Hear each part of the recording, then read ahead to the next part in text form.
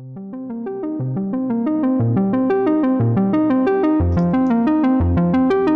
friends, welcome back for Link Technical Analysis. I've got it on the 4-hour chart at the minute.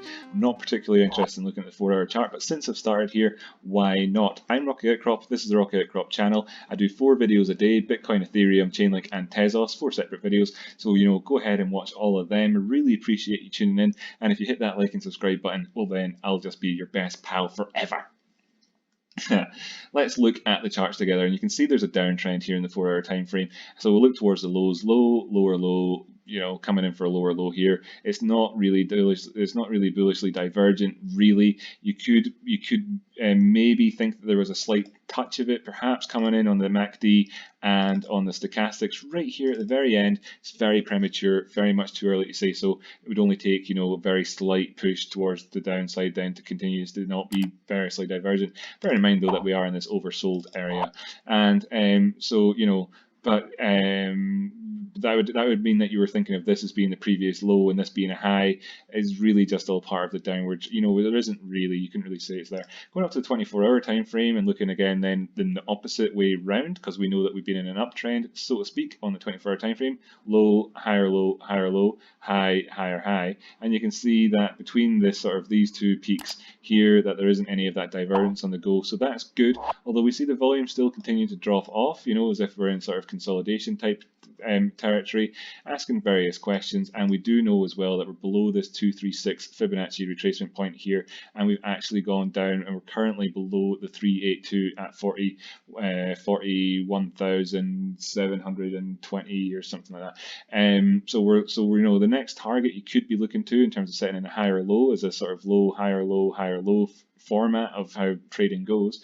Could be in around here, for instance, at the 236 on this Fibonacci retracement, which comes in at 40,000. So really just kind of looking towards 40,000 to hold, so that we can maintain this upward trend without getting our knickers in a twist. Overall, worth pointing out, just so everybody knows, we're consolidating on the the macro, really, and we have been for since February, March, something like that. Jumping over to the dollar prices, and let's just pick up where we left off yesterday. So we said there's a shoulder here, a head here, and if the prices come up, you can see from the drawings that we've got on, and come in and set in high around about here, or anywhere kind of around about the previous shoulder at that $4 area, and then sink back down again, you could be looking at a head and shoulders on this previous stretch of time.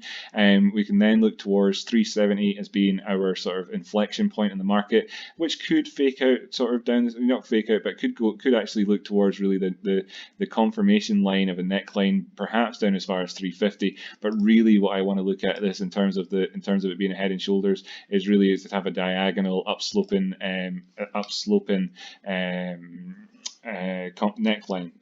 neckline on that one. And here's the measured move off the back of that. So say it was coming in around about this area or whatever, then it's taking you down to that 326. Would that be that bad overall? Well, if that was a short-term reversal pattern, of course head and shoulders don't need to spell the end of the world, and that was all that it did, then that would be okay overall. We're managing to maintain above the 50% retrace here on this Fibonacci, and this line here where we have another 50% retrace at, and it's kind of important. This is all-time highs and lows on the dollar prices for Link at 320. Sorry, I'm speaking too quickly.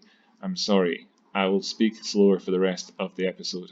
I just reverted back to my norm there. I really apologize for that. I'm trying very, very, very hard to learn to speak a bit slower. I'm sorry about that.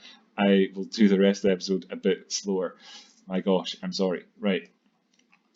Yes. So anyway, if this does turn into head and shoulders and then breaks 370, which I'm going to consider to be my neckline point more or less, and then comes down here for the full measured move of that to $3.26, should that actually manage to turn around there, that would be okay overall for us. We can look to the weekly chart for a bit more perspective on this, and just kind of bear in mind that we've had this rise up here and we've not had a higher low come in yet in terms of the weekly just yet. So this is a previous low here. This is a higher low. just in here, you know, and yes, the price movements have been fairly grotesque. We've not had a higher low come in again yet. What's the problem with that? Well, the problem is that we've not had a higher high, and then you'd be looking at consolidating on a weekly sort of time frame.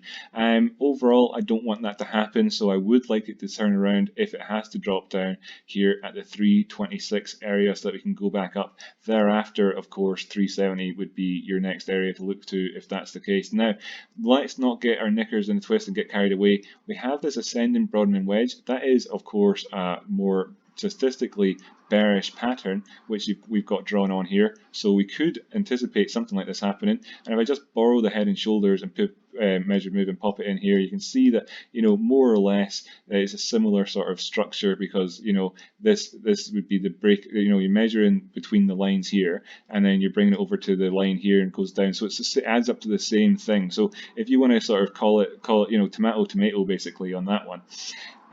But will we see the prices manage to maintain themselves above this 380 area first off? You know, 380 first off, and can we then come up to the 420 areas and try and just keep it going and relinquish this pattern as actually being real, just sort of invalidate it and move on as if nothing ever happened? That's what I'd be hoping to see. If I look towards the 24-hour time frame, I can remind people that there's a descending broadening wedge on the RSI in the face of this ascending broadening wedge on the price action. In a sense, that's kind of divergent. As there's highs going up here, then you can see the highs are lower, so that's divergent. Just if we just take this aspect off and say, look, that's lower and that's higher, that's bearishly divergent, you know. So in terms of the bullishness sort of for this one, what you want to see happen is for this to sort of fool everybody and go towards the top side, despite the fact that there's all this bearish divergence on the go and an ascending broadening wedge. Is that overall particularly likely? Well, statistically, not necessarily, but there's been touches of bullish divergence along the way at certain times, you know, just touches of it, and we can see that we're putting in another higher low here on the stochastics and coming up to that neutral median line. I'd like to see us try and break up above. Indeed, we've been supported as well. If I just remove this on the RSI, yet again, supported by the neutral line here as we are, you know, tightening off in this. Maybe you'd want to call this a descending triangle on the just from sort of the 6th of May to where we are now in terms of the RSI. That's fine if you do. It all adds up to the same thing. You can see how these things all interconnect whenever you're more familiar with all the different patterns and things. You can see that now, I hope. Subscribe, of course, if you're new here, so that you can learn like everybody else along with us all.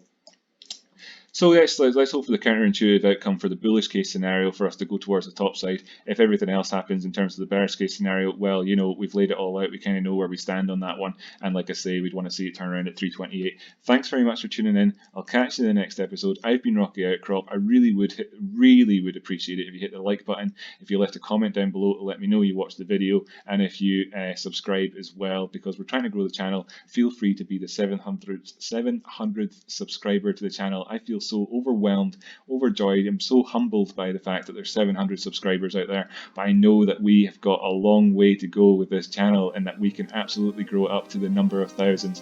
So if you want to get in there on the ground floor and be a part of the Rocky Outcrop community, I would really appreciate it. Let's just see how we can keep going with this. I'll catch you in the next episode.